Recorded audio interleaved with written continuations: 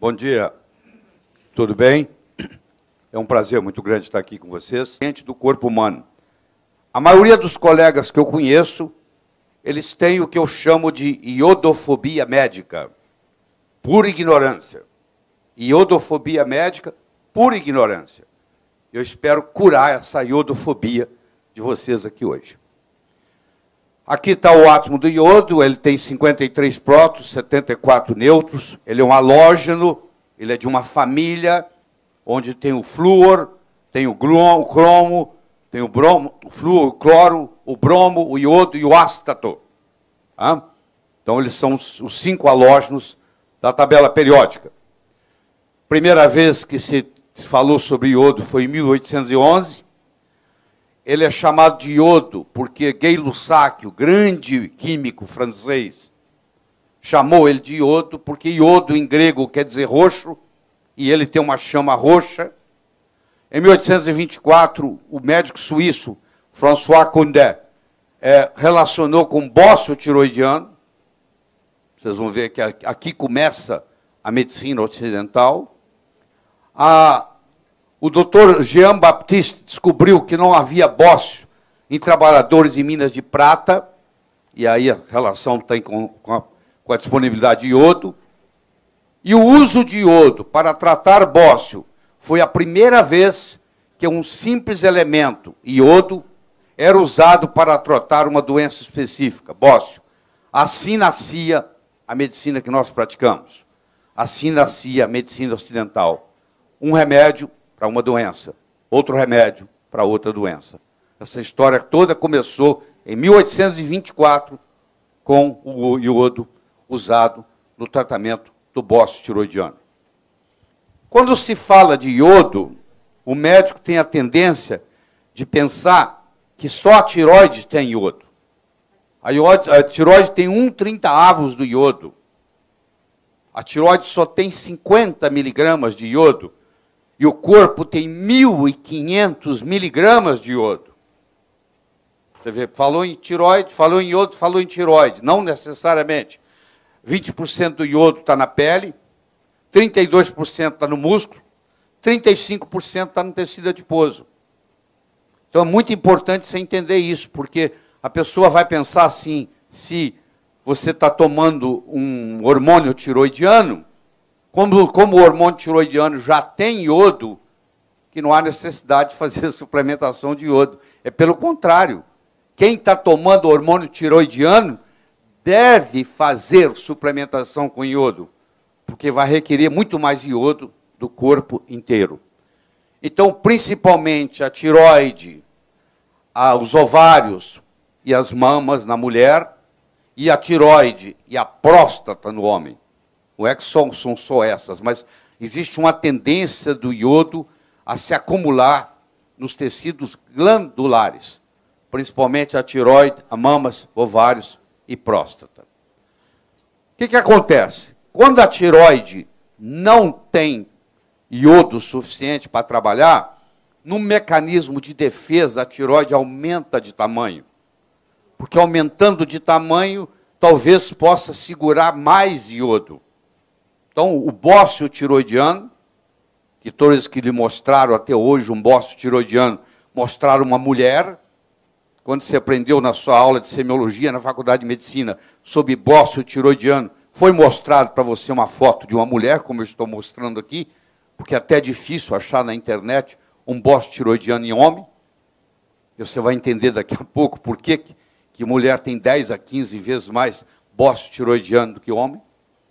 Então, a tireoide aumenta como um mecanismo de defesa, tentando acumular mais iodo. Toda a célula do corpo utiliza iodo. Glóbulos brancos, por exemplo, necessitam iodo para promover a defesa contra a infecção. O iodo está concentrado no sistema glandular, acabamos de falar isso. A tireoide contém apenas 50 miligramas de iodo. Mamas, glândulas salivares, glândulas parótidas, pâncreas, fluido cérebro-espinhal, cérebro, principalmente a substância nigra, que você sabe que é onde começa o Parkinson. Vocês vão ver o efeito da suplementação de iodo em Parkinson, a explicação está aqui. A mucosa gástrica, a pele, as glândulas lacrimais, etc. Todas têm grande concentração de iodo. Quando o paciente está sendo suplementado com hormônio tiroidiano, ele precisa mais ainda de iodo.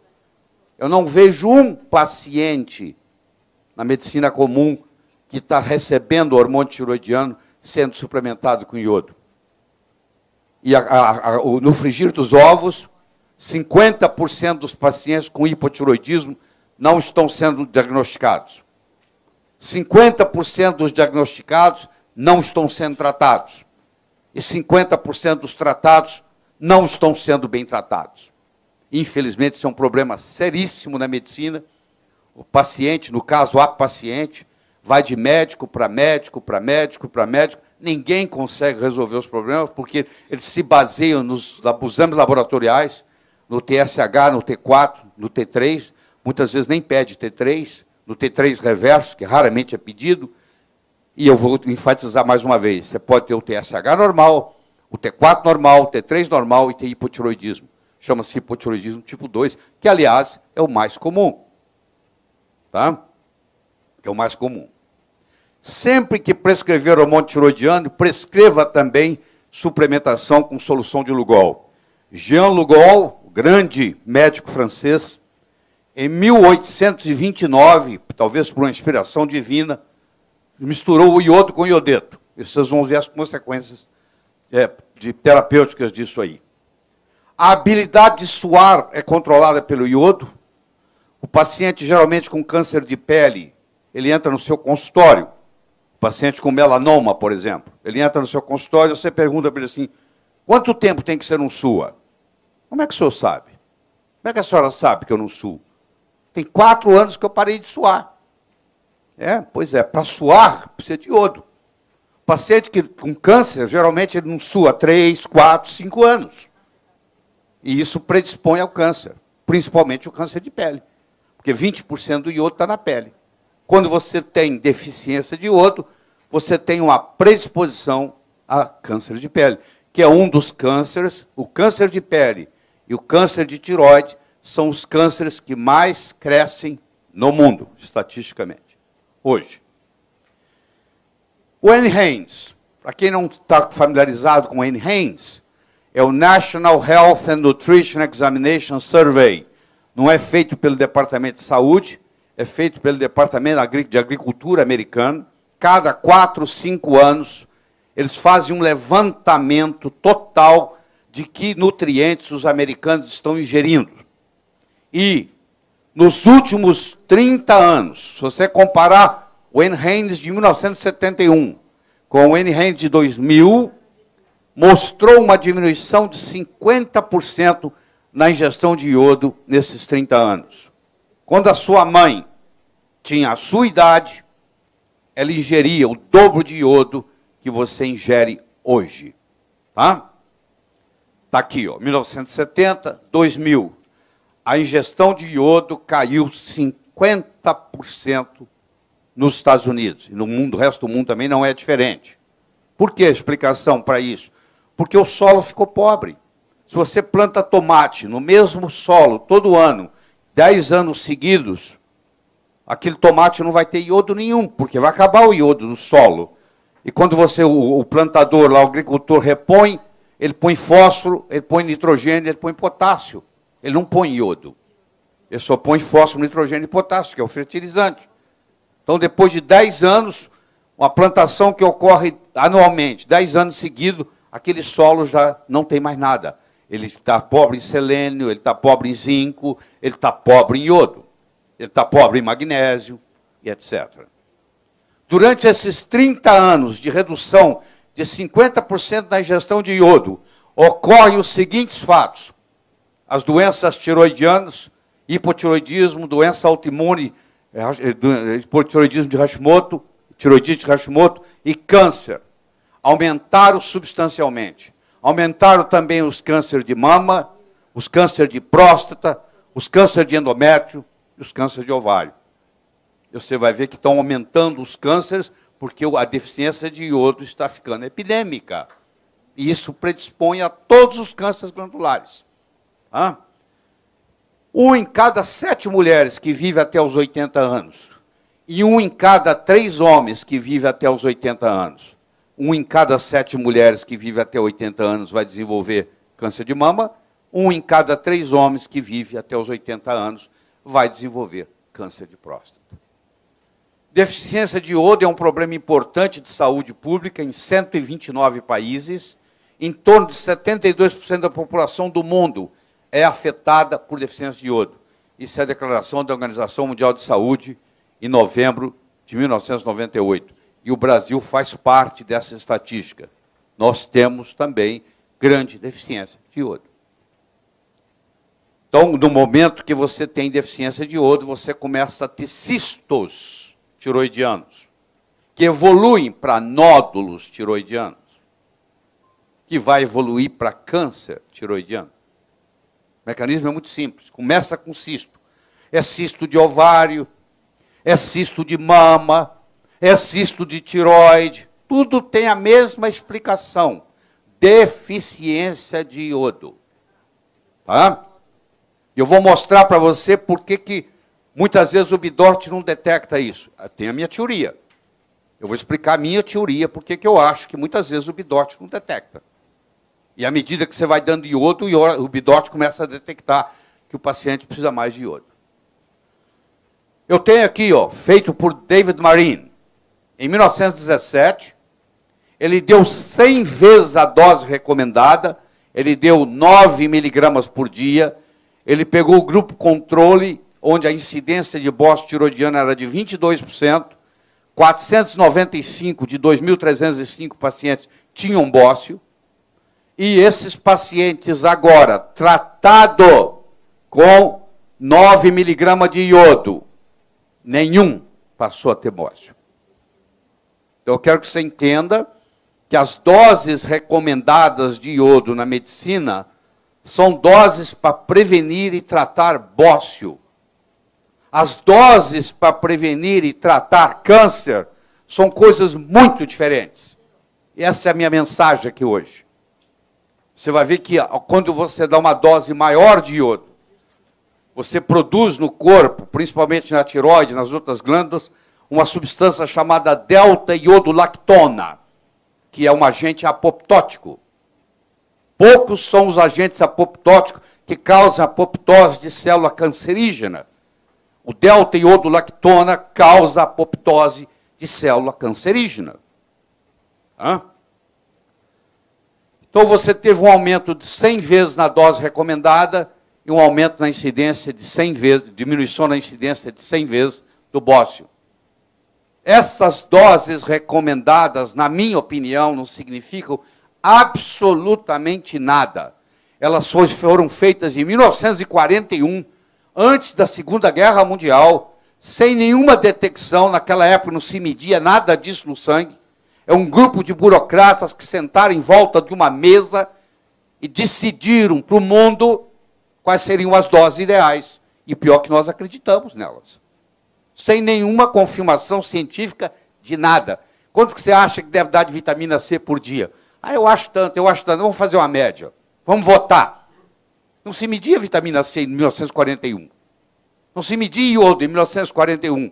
Como é que eu posso determinar uma dose recomendada por dia se eu não tinha nenhum parâmetro para medir? Era puramente um exercício intelectual feito numa sala em volta de uma mesa, sem nenhum significado clínico. Zero. Por volta do início do século XX, a incidência de bócio nos Estados Unidos, nos estados de Michigan e Ohio, era de 40%. Em 1924, o sal foi iodado. Foi acrescentado iodeto de potássio ao sal. E em 1928 havia uma redução de 75%. Em 1951 não existia mais bócio, uma redução de 100% nos casos. Foi extinguido o bócio tiroidiano nos estados de Michigan e Ohio com o sal iodado. O sal iodado, ele cumpre essa finalidade. Só essa finalidade. Prevenção de bócio. Ele não cumpre as outras finalidades, que são muito mais importantes. Vou deixar bem claro isso. A biodisponibilidade do sal do iodeto de potássio no sal iodado é de 10%. E a dose é mínima, é de 77 microgramas por grama de sal. Só isso. Tá? Muito pouco. Hoje, recomenda-se que o adulto ingira 150 microgramas por dia de iodo, que a grávida, qual a mulher grávida que você lembra que o ginecologista pediu para ela aumentar a ingestão de iodo? Isso não acontece. 220 microgramas por dia, a lactente 290, qual a lactente que você, com exceção da minha filha, que quando está amamentando os netos, eu faço ela tomar iodo, eu não vejo nenhum médico recomendando que a lactante tem que aumentar a concentração de iodo. Foi estabelecida para prevenção de bócio. São doses muito pequenas. Isso que eu estou mostrando aí. Mas eu estou mostrando que há uma diferença entre o adulto, a grávida e a lactante. Tá? A mortalidade neonatal diminuiu 50% com o tratamento das mães com deficiência de iodo, publicado nos jornais de maior prestígio médico, que é o Lancet, em 1997. Mulheres japonesas são as que consomem a maior quantidade de iodo entre todas as mulheres do mundo. Uma mulher japonesa consome diariamente em torno de 13,8 miligramas de iodo por dia, porque elas ingerem o seaweed, a alga. E o Japão tem a mais baixa taxa mundial de mortalidade perinatal. E tem uma correlação muito grande com isso, porque existem estudos e mais estudos correlacionando a mortalidade perinatal com a deficiência de iodo. Tá? Olha que coisa fascinante. Eles pegaram mulheres grávidas que tinham um hipotiroidismo e dividiram em 3 grupos. O primeiro grupo, essas mulheres grávidas iam receber uma suplementação de iodo a partir da 4ª à 6ª semana de gravidez até o final. Começava entre a 4ª e a 6ª semana de gravidez até o final. O segundo grupo ia começar a suplementação de iodo entre a 12ª e a 14ª semana de gravidez até o final. E o terceiro grupo não receberia iodo durante a gestação, mas só no pós-parto. Com 18 meses, foi feita a avaliação do QI dessas crianças. Vocês estão vendo o verde, que tem um QI muito maior, receberam iodo, a mãe recebeu iodo 4 a 6 semanas, começou na 4ª a 6ª semana de gravidez. O laranja, que é o QI já menor, começou no 12 a 14 semanas. E o amarelo, que é o menor de todos, começou no pós-parto. Não é só isso. O grupo 1 não teve nenhum atraso neurocomportamental aos 18 meses. O QI era maior e não havia nenhum atraso neurocomportamental. O grupo 2, 25% das crianças no grupo 2, aqueles que as mães passaram a receber iodo, a partir da 12ª semana, tinham 25% tinha atraso neurocomportamental. E no grupo 3, que as mães receberam só após o parto, a criança só se beneficiou com a amamentação, 36% tinha um atraso neurocomportamental. A suplementação com iodo durante a gestação aumenta o QI da criança quando avaliado já aos 18 meses de vida. Quando tem uma deficiência total de iodo, cria-se um problema chamado cretinismo. Você sabe muito bem que o QI é baixíssimo. Então está aqui, ó. Os Estados Unidos recomenda 150 microgramas. O Japão ingere 13,8 miligramas de iodo por dia. Isso representa, comparado com os Estados Unidos, o japonês ingere, em média, 92 vezes o que o americano ingere. E você sabe que os japoneses são os campeões das Olimpíadas de Matemática. Geralmente é um japonês que ganha. Tá? As algas marinhas, muito difundidas no Japão, o seaweed, tem a capacidade de acumular iodo em uma concentração 20 mil vezes maior que a existente na água do mar. O iodo na água do mar não é muito concentrado. Se você pensa que a água do mar é muito rica em iodo, não é verdade. Agora, essas algas têm a capacidade de concentrar até 20 mil vezes o que está na água. E como os japoneses ingerem as algas, os seaweeds, eles ingerem grande quantidade de iodo. Então, a deficiência de iodo causa cistos, cisto no ovário, cisto no pâncreas, cisto na mama, cisto na tireoide, cisto na próstata. Esses cistos levam a nódulos. Esses nódulos levam a fibrose. Essa fibrose leva a câncer. Então, essa é a história. Cistos, nódulos, fibrose, câncer. Em tireoide, mamas, em útero, em ovário, em próstata. Que é onde mais precisa de iodo. O doutor Brownstein fez uma... Ele está chegando a quase 5 mil casos de estudo. 5 mil... Ele está com 4.800 e qualquer coisa. Chegando a 5 mil casos de estudo. Ele mostrou que a população americana, 96,3%, tem deficiência de iodo. Eu acredito que a população brasileira não tem diferença disso, não. É justamente isso. Mais de 95% tem deficiência de iodo. E isso causa todos esses problemas que vocês estão vendo. É difícil você encontrar uma mulher hoje que não tem uma doença fibrocística mamária. Você vai examinar com cuidado, você encontra cisto na mama das mulheres. Grande maioria. E aí, olha o problema que dá. Aí ela vai para a biópsia, ela acha que tem câncer. É toda uma problemática desnecessária. Isso podia ser prevenido ou tratado simplesmente com iodo. Nódulos tiroidianos benignos e malignos têm uma concentração diminuída de iodo quando comparado com o tecido normal. 56% no caso de nódulos benignos e 3% no iodo encontrado no tecido normal, no caso maligno. Ou seja, quanto menos iodo você tem no nódulo, mais malignidade ele vai desenvolver. Nos nódulos tiroidianos benignos, há uma diminuição de 50% com relação ao tecido normal, e no nódulo maligno tiroidiano, só 3% do nódulo, só 3% do iodo comparado com o tecido tiroidiano normal. Tratamento e cura de doença fibrocística da mama, John Myers, 1976. Passar na vagina e no colo do útero um cotonete embebido em solução de iodo a 2% ou Lugol a 5%.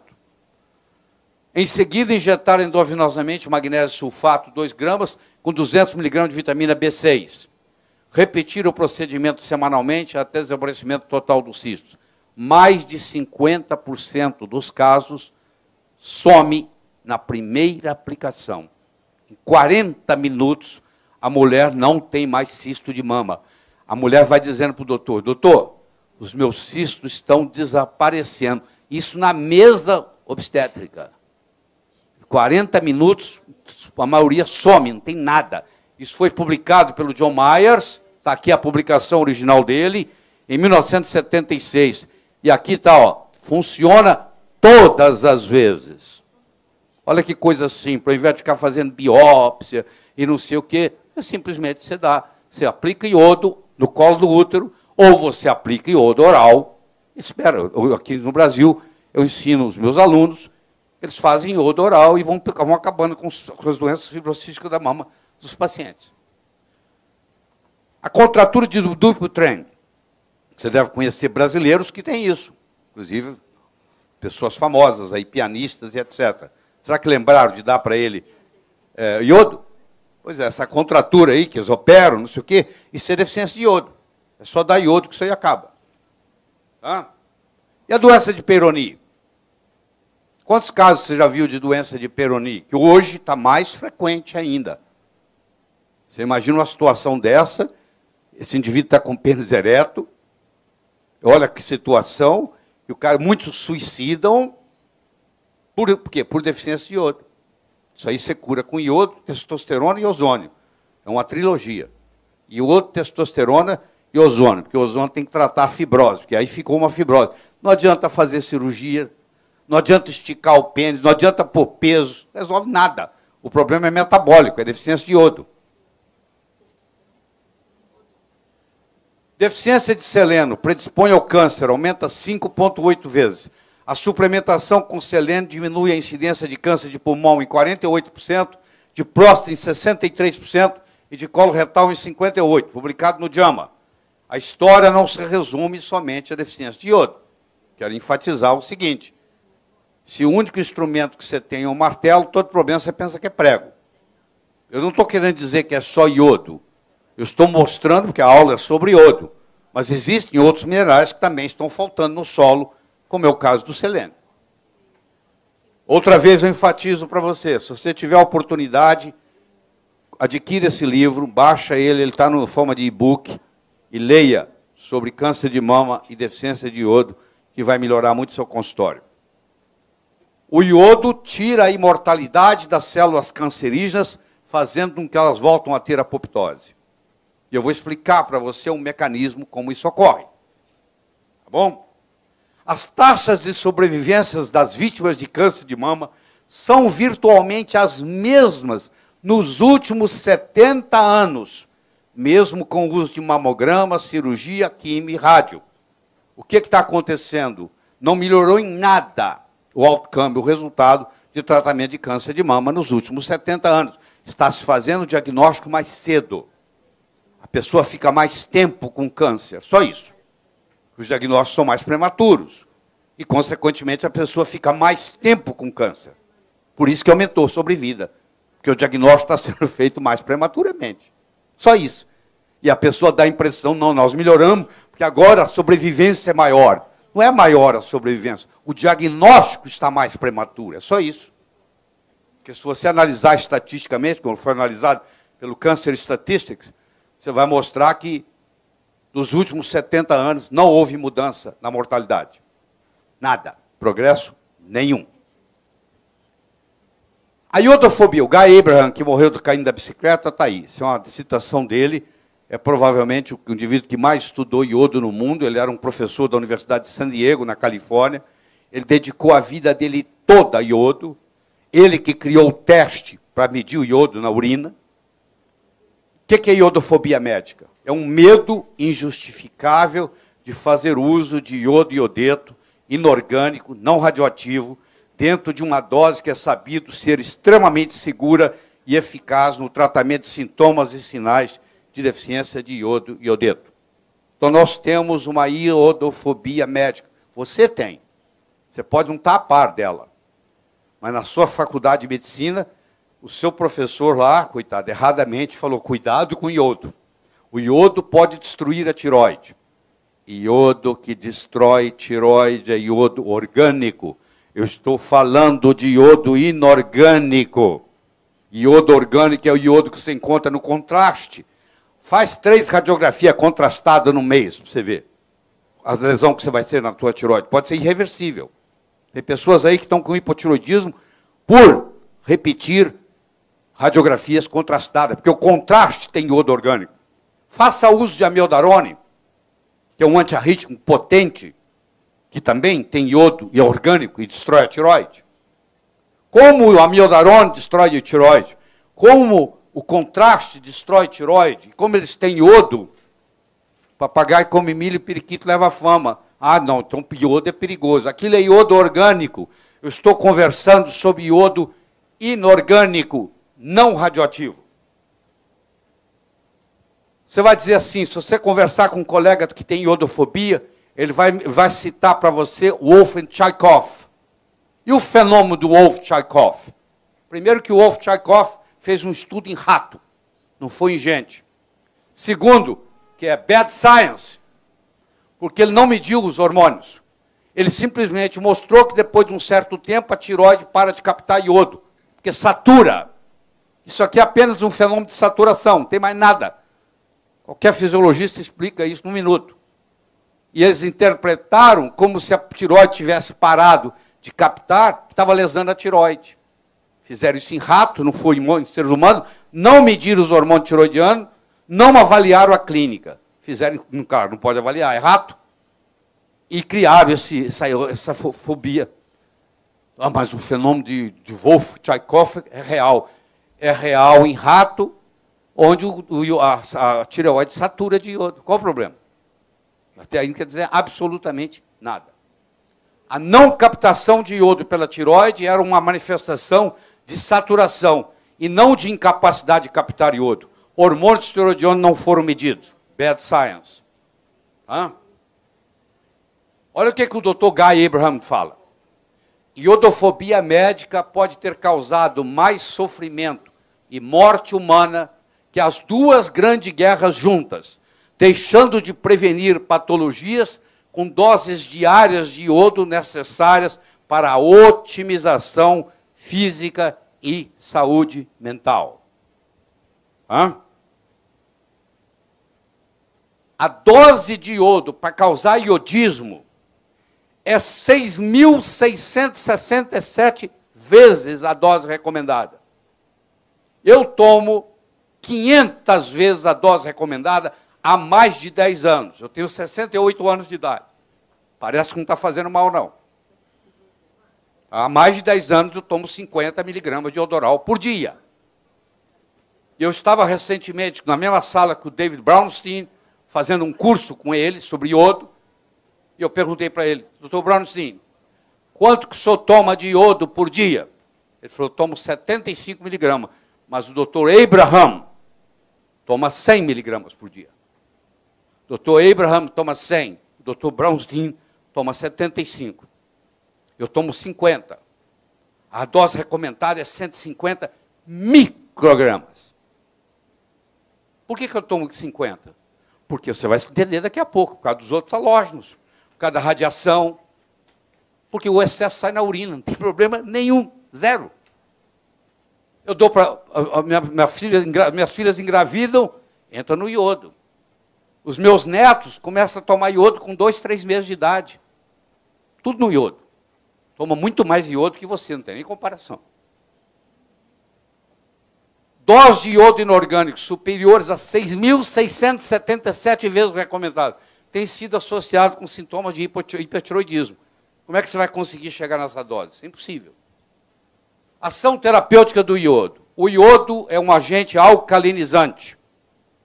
O iodo é antibacteriano. O iodo é antifúngico. O iodo é antiviral. O cirurgião não passa a tintura de iodo antes de fazer o corte na pele. Você acha que é para quê? Para prevenir bactéria, fungo e vírus, de infectar. O iodo é antiparasítico, elimina as lombrigas. O iodo é anticâncer, potentíssimo anticâncer, pelo fenômeno da delta-iodolactona. O iodo é um agente destoxificante. Se você tiver intoxicação por mercúrio, um dos modos de você eliminar mercúrio é com iodo. Hoje, praticamente todo peixe no Brasil está contaminado com iodo. Com mercúrio, desculpa. Contaminado com mercúrio. Então, por que eu uso grande dose? Porque eu posso ficar livre para comer o que eu quiser. Porque se vier mercúrio demais, ele é eliminado pelo iodo. E todos os halógenos são eliminados pelo iodo. O flúor, o cloro, o bromo. Nós vamos discutir daqui a pouco. É um agente mucolítico. Iodo não é muito solúvel em água. Em 1829, o Dr. Jean Lugal descobriu que a solubilidade do iodo aumentava quando acrescentada a solução iodeto de potássio. A justificativa dele foi essa. Eu acho que ele tinha uma inspiração divina. Porque você vai ver que você tem que dar iodo e iodeto. Se você der iodo só não funciona, se você der iodeto só não funciona. Por isso que a solução de Lugol é mágica. Solução de Lugol a 5%, ela tem 5% de iodo e 10% de iodeto de potássio. Ela é chamada solução de Lugol forte, ou solução de Lugol a 5%. Se você tomar 2 gotas por dia de solução de Lugol a 5%, você está ingerindo a mesma quantidade de iodo que um japonês ingere no Japão. Vou falar de novo. Se você fizer 2 gotas por dia de solução de Lugol a 5%, você está ingerindo a mesma quantidade de iodo que um japonês ingere no Japão. em torno de 13 miligramas. Eles ingerem 3,8 miligramas. 2 gotas de solução de Lugol a 5% contém 5 miligramas de iodo e 10 miligramas de iodeto. Agora vem o fascinante. Isso aqui é fascinante.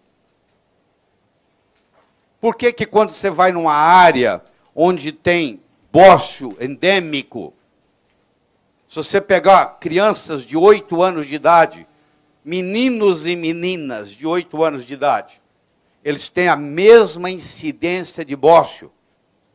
Quando eu pego jovens adolescentes de 15 anos, as meninas têm 10 vezes mais bócio do que os meninos. Por que que aos 8 anos a incidência é a mesma, mas quando chega aos 15 anos, a incidência aumenta 10 vezes na mulher? Porque a mulher cresce mama. E a mama puxa iodo. Já está baixo o iodo. A mama agora requer iodo, demanda iodo. A tireoide tem menos iodo ainda. Aí desenvolve o bócio. Por isso que o bócio tiroidiano é 10 vezes mais comum na mulher do que no homem. Por isso que quando você fez o seu curso de medicina, na aula de semiologia, o professor te mostrou o retrato de uma mulher com bócio, e não um homem com bócio. Olha só, meus amigos, a tireoide não usa iodo. A tireoide usa iodeto. Muita gente não sabe dessa diferença e dá iodo. E fala assim, a aula aí fala muito bonito, mas na hora da prática não funciona. Eu estou dando e não mudou nada. Querido, você está dando iodo. Para a tireoide você tem que dar iodeto. A tireoide não trabalha com iodo. A tireoide trabalha com iodeto. A pele não trabalha com iodo. A pele trabalha com iodeto. As glândulas salivares trabalham com iodeto. O esôfago trabalha com iodo. Deficiência de iodo, câncer de esôfago. O estômago trabalha com iodo. Deficiência de iodo, câncer de estômago. A próstata trabalha com iodo. A mama, vocês estão vendo aqui, eu peguei mamas no plural, eu pus as primeiras 3 letras em branco, as 2 outras em amarelo. Ela trabalha com iodo e iodeto, mais iodo do que iodeto. Mas ela trabalha com os dois. Então, para eu atingir tudo isso, para eu atingir a tireoide, a pele, as glândulas salivares, a próstata, o estômago, o esôfago e as mamas, eu tenho que trabalhar com a solução de Lugol. Porque a solução de Lugol já me dá o iodo e o iodeto juntos. E tem que ser inorgânico, que já é. Então, o grande truque é esse, é inorgânico. Isso é que os médicos não entendem. Quando um médico colega seu falar que iodo destrói tireoide, você fala iodo orgânico. Eu estou falando de iodo inorgânico. A tireoide, a mama, a pele e as glândulas salivares usam iodeto. A mama usa também iodo, mais que iodeto. Então, para guardar isso aqui, ó, a tireoide usa iodeto, o estômago usa iodo, a mama usa os dois. Isso é uma descoberta fantástica que o Dr. Guy Abraham fez durante a vida. Um detalhezinho que faz toda a diferença, que faz a diferença. Isso se você adquirir na Amazon.com, isso aqui é uma solução de Lugol a 5%, está vendo aqui? Ó, a 5%, é chamada solução de Lugol forte, 2 gotinhas dessa, meio copo d'água por dia. Você está fazendo a mesma coisa que os japoneses fazem comendo seaweed. Ou você pode mandar manipular no Brasil em qualquer farmácia de manipulação, contanto que a pessoa entenda o que é a solução de Lugol a 5%. Se ela não entender, você tem que explicar para ela. Bom, a solução de Lugol a 5%, também chamada solução forte Lugol, quando você fizer uma farmácia que eles não têm experiência, você receita assim, ó, iodeto ressublimado, iodo ressublimado 50. Eu sei que você já esqueceu o que é ressublimação, mas você estudou isso na bioquímica. Ressublimação é quando passa do estado líquido, do estado sólido para o estado gasoso, sem passar pelo estado líquido. Uma substância que tem a habilidade de passar do estado sólido para o estado gasoso, sem passar pelo estado líquido, isso se chama ressublimação. Então, o iodo é ressublimado. O iodeto de potássio, 100 miligramas. Água purificada, quantidade suficiente para, que é SP 1 ml, mandar um frasco de 10 ml e fazer 2 a 3 gotas todos os dias.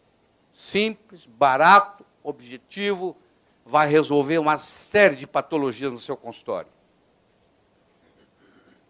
Acompanha que o negócio vai ficar um pouquinho mais complicado agora. Vamos lá. Então, a tireoide, a mama, a próstata, a mucosa gástrica, etc., a pele, tudo vai se beneficiar. A pessoa melhora até a pele, vai ficar com a pele bonita. Hã? Se você não quiser fazer isso, você pode se dar o luxo de entrar no Amazon.com e comprar a solução de Lugol na forma de comprimido.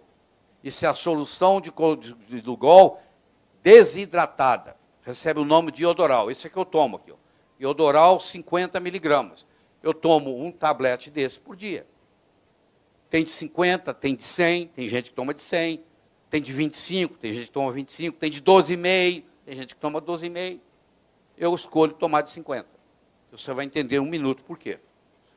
Tá bom? O que é iodismo? É uma situação causada por altas doses de iodo. Gosto metálico, salivação aumentada, espirro, acne, cefaleia e sensação de febre. Ninguém vai morrer por causa de iodismo. O sal não refinado melhora a sintomatologia. Você trata iodismo com sal não refinado, com magnésio e com vitamina C. Isso é raríssimo, muito raro. Você tem que dar doses absurdas para desenvolver iodismo. Você provavelmente nunca vai ter um caso de iodismo na sua vida. A pituitária libera o TSH, Thyroid Stimulate Hormone. O TSH estimula a tiroide a produzir um hormônio, que não é hormônio, que se chama T4, que é a tiroxina. Você aprendeu na faculdade de medicina que tiroxina é hormônio. Sinto decepcioná-los. Tiroxina não é hormônio. Tiroxina é pró-hormônio. Não existe receptor no corpo para tiroxina. A tiroxina tem que virar triiotironina para ser hormônio. 50% ou mais dos pacientes que estão tomando Sintroid, que estão tomando T4, T4 não está virando T3. Anticoncepcional não deixa T4 virar T3. Bloqueador de cálcio não deixa T4 virar T3. Beta-bloqueador não deixa T4 virar T3. Cortisol elevado não deixa T4 virar T3. Estatina não deixa T4 virar T3. Então, a maioria das pessoas tomando T4, infelizmente, não está virando T3. E quando o T4 não vira T3, ele vira o hormônio da hibernação, que é o T3 reverso. E a pessoa engorda. Hã? Deixa eu introduzir o conceito de Symporter. Aqui vem por que eu acho que o Bidort não funciona aqui. Presta atenção, porque essa é a minha teoria. Eu não sei se eu estou certo, mas essa é a minha teoria para vocês que trabalham com o Bidort.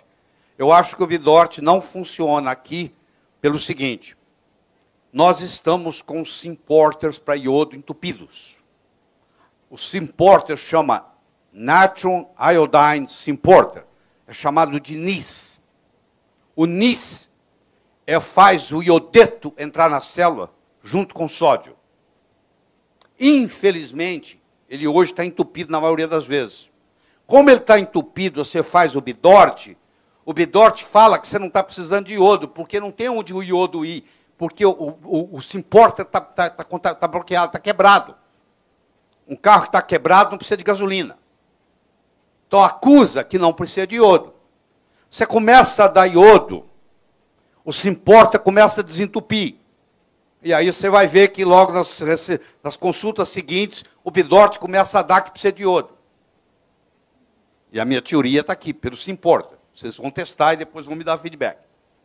Bom? Então, quando você aumenta o fluxo de iodo, porque você desentupiu, você desentopa o Symporter. O iodo que eu estou falando aqui é iodeto, tá bom? Iodo genericamente falando. Eu aumento o Symporter. Agora presta atenção. Isso é muito importante que eu vou falar. Quando você começa a desentupir o Symporter estimula o TSH. A pessoa o médico menos avisado vai dizer assim, eu não gosto de usar iodo, porque o iodo destrói a tiroide. E eu provo para você que ele destrói a tiroide, porque ele aumenta o TSH. Eu digo, quanto mais aumentar o TSH depois do iodo, mais se importa que está sendo desentupido. Quanto mais você precisar de iodo, mais o teu TSH vai subir. É o contrário, está mostrando que está funcionando. Mas quem não entende de se importa, não consegue acompanhar isso. Ah, você está destruindo o tireoide do meu paciente, que o TSH está lá no alto. Depois que você começa a suplementação com iodo, iodeto, Lugol, TSH deixa de ser parâmetro. Você tem que esquecer o TSH, não vale nada. Tá bom? Porque o Symporter aberto estimula TSH. TSH pode ficar aumentado por 6 meses após o início da suplementação com iodo. O Symporter aberto estimula o TSH. Isso é fundamental para você conversar com os endocrinologistas. Quando eles falarem para você que iodo destrói tireoide. Você vai ver que a sintomatologia é outra. O paciente está melhor, está saudável, emagreceu, está se sentindo bem, tem energia para tudo. É totalmente diferente. O que é um Symporter? Você tem que entender primeiro o que é um uniporter, o que é um antiporter, e aí você vai entender o que é um Symporter. O antiporter você conhece. A bomba sódio-potássio é um antiporter. Aqui, ó, bomba sódio-potássio, ó. Sai um, entra outro. Né? Isso, o potássio sai, o sódio entra. Isso chama antiporter. Quando você tem uma corrente iônica onde só entra um, chama uniporter. Nós estamos conversando de um Symporter. O que é um Symporter? Entra uma molécula de sódio e uma molécula de iodeto. Por isso que chama NIS. Sodium Iodine Symporter. Eu vou desentupir o NIS. Como é que eu desentupo o NIS? Com iodo. À medida que eu vou aumentando o meu gradiente de iodeto, eu vou desentupindo o Symporter. O Symporter geralmente está entupido com mercúrio.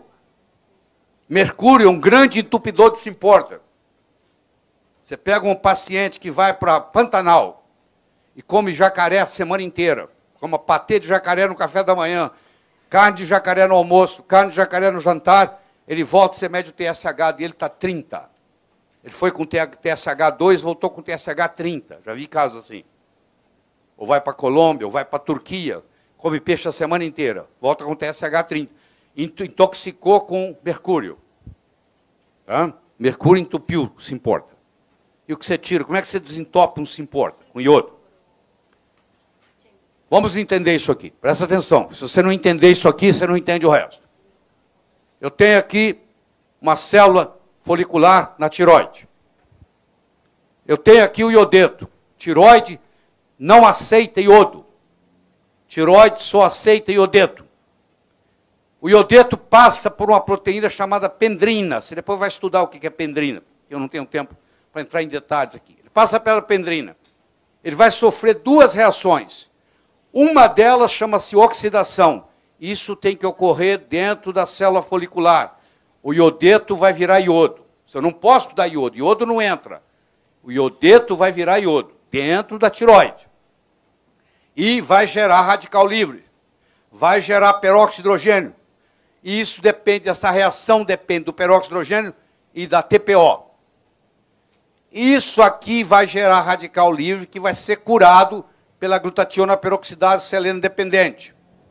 Quem tem deficiência de selênio tem problema tiroidiano, porque não consegue transformar iodeto em iodo.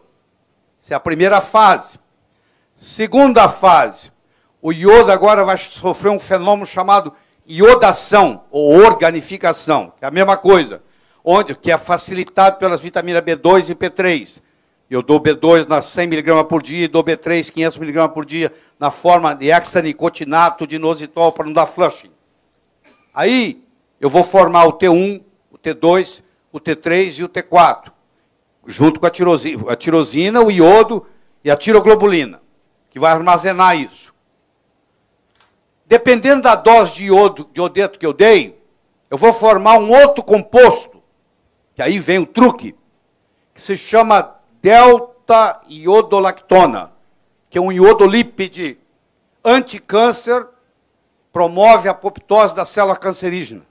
É um agente cancerígeno apoptótico. Isso é raro ter. Uma substância que promove o suicídio da célula cancerígena. Isso é muito raro. Isso aqui vale ouro. Chama-se delta-iodolactona. Só que o delta-iodolactona só funciona se eu der 100 vezes o que o Brasil recomenda, que é o que o japonês ingere. Interessante. É o que o japonês ingere. Quer dizer, na dose que o japonês ingere iodo por dia, o japonês está ativando a delta-iodolactona. Nós, brasileiros, não estamos. Os americanos, não estamos. Então, o câncer de mama, o câncer de ovário, o câncer de próstata, o câncer de tireoide, o câncer de pele, aumenta. Continua aumentando. Hã? Aqui. O delta-iodolactona faz a apoptose das células cancerígenas. 55 minutos. Tem mais 5 minutos. Faz a apoptose da célula cancerígena. Tá? Olha como é que funciona. Olha aqui. Aqui está o Symporter sódio, potássio, sódio, iodo. Entra o iodo, entra o sódio. O iodo entra, ele passa pela pendrina, está vendo a pendrina aqui? Ele cai nessa área aqui do colóide do folículo. Aqui é o colóide do folículo. Ele sofre o fenômeno de oxidação, ele vira iodo ao invés de ser iodeto. Ele entra em iodeto, passa pela pendrina em iodeto, vira iodo, está vendo? Iodeto é negativo, iodo é neutro, está vendo lá? Ele vira iodo pela oxidação, aí ele vai sofrer o problema de iodinação, que é a organificação do iodo. Ele vai fazer uma conjugação com as tiroxinas e vai formar o T4, aqui, ó. Vai formar o T4, ó. Vai formar o T4 e vai formar o T3. A tiroxina, a triotironina. Esse é o mecanismo. Aqui está a molécula do iodo. Se você olhar na tabela periódica, ele faz parte dos halógenos. É o flúor, o cloro, o bromo, o iodo e o ástato. Ástato. Está aqui a tabela periódica, lá, flúor, cloro, bromo, iodo, ástato. Agora deixa eu lhe dar algumas surpresas. O flúor é o mais bully dele todos, é o mais valentão. Existe uma lei chamada lei dos halógenos. A lei dos halógenos diz assim: quanto menor o peso molecular de um halógeno, mais bully, mais valentão, mais ativo, mais reativo ele é. Então o flúor é o pior deles. Ele vai lá e toma o lugar do iodo. Então ele toma o lugar do iodo. Quem faz uso de fluoxetina, quem faz uso de Prozac, por que você acha que chama fluoxetina? Vai lá ver a forma, porque tem flúor. Então a pessoa começa a tomar fluoxetina, depois de 3, 4 anos, você pergunta, quantos quilos você engordou? Engordei 11 quilos. Claro que engordou, porque ela está tomando flúor. Flúor está empurrando o iodo. Não tem jeito de formar hormônio tiroidiano. Então, com o passar do tempo, ela engorda. Você conhece um remédio chamado Lexotan. O que é o Lexotan? O princípio ativo é o bromazepam. O nome comercial é Lexotan, que também engorda. Por que engorda? Porque ele é feito de bromo. Bromo é um halógeno, ele compete com iodo. Quem toma Lexotan, depois de um certo tempo, começa a engordar. Por hipotiroidismo. Eu tenho o flúor, o cloro, o bromo e o iodo. Chama as leis dos halógenos. Quanto menor o peso molecular, mais bully é. Então o flúor é o pior deles todos. Infelizmente. Nós temos flúor na água, nós temos flúor na pasta de dente, nós temos flúor nos remédios, acabei de mostrar a fluoxetina para você. E você sabe muito bem que flúor não previne nem trata cárie dentária, ele nunca tratou. Isso é uma piada. A queda das cáries dentárias começaram muito antes de colocarem flúor na água. E os países mais inteligentes nunca deixaram colocar flúor na água. Tá bom? Que é um veneno. Que é um absurdo. Brometo está em todo lugar. Quando você compra um carrinho novo, aquele cheirinho de carrinho novo é brometo. Se você come pão, o fermento que a padaria usa é brometo. Você deixa um carro desse parado no estacionamento no sol, quando você volta para dentro do carro, está cheio de brometo. Você não pode ligar o ar-condicionado e sair. Você tem que baixar as janelas e deixar o ar sair pelo menos uns 5 minutos, para depois fechar os vidros e ligar o ar-condicionado. Porque se você entrar com o sol, está lá cheio de brometo. Você está se intoxicando diariamente com isso. O seu carro fica lá no sol o dia inteiro, você chega lá à noite, para pegar o carro, está cheio de brometo. E você vai engordando e não sabe por quê. Você vai desenvolvendo hipotiroidismo. Ah? A quantidade de bromo aumentou 10 vezes no leite materno na última década. 10 vezes. Ou seja, intoxicação por bromo é epidêmica. Intoxicação por flúor é epidêmica. Intoxicação por cloro é epidêmica. Você tem cloro na água, você tem cloro na piscina. Você tem cloro na sauna úmida. Não faça sauna úmida no Brasil. Porque quando você esquenta o cloro, ele vira um gás venenoso. Então, a sala úmida é um lugar de veneno, de gás venenoso de cloro. Faça sauna seca, não úmida. Para fazer sauna úmida, a água tem que ser tratada com ozônio. Não pode ser tratada com cloro. Desintoxicação de bromo é atingida através da suplementação de iodo, mais sal não refinado.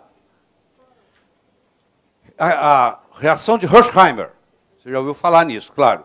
A reação de Hersheimer, tem gente que vai tomar iodo e vai passar mal. Não tem nada a ver com iodo. Quem estiver tomando iodo e começa a passar mal, é porque essa pessoa tem uma intoxicação muito séria por flúor, por cloro, por bromo ou por mercúrio. E ela tem uma reação chamada Hersheimer, onde isso sai do tecido, vai para o sangue e vai para o cérebro. E a pessoa passa mal. Para você prevenir a reação de Hersheimer, você usa sal não refinado, você usa magnésio, você usa vitamina C. Você previne e trata Hersheimer. Se você vai dar iodo para uma pessoa que você acha que está muito intoxicada, profilaticamente você faz isso aí. Eu espero que você se sinta curado da iodofobia médica. Tá? Os seus pacientes irão agradecer, e muito.